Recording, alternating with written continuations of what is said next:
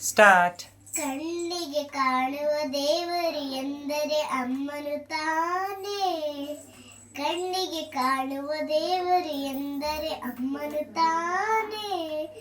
ಅಮ್ಮ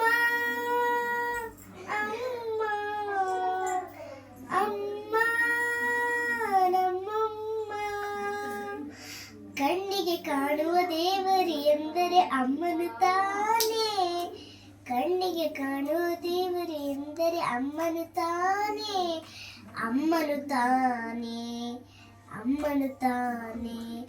ದೇವತೆಯಂತೆ ಭೂಮಿಗೆ ಬಂದಳು, ಪ್ರೇಮದ ಸಿರಿಯ ನನಗಾಗಿ ತಂದಳು.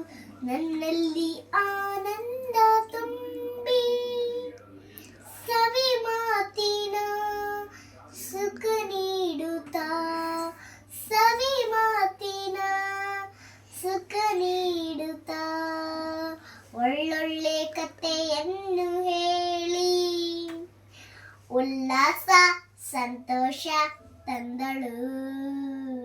ಕಣ್ಣಿಗೆ ಕಾಣುವ ದೇವರು ಎಂದರೆ ಅಮ್ಮನು ತಾನೇ, ಅಮ್ಮನು ತಾನೇ. Thank you.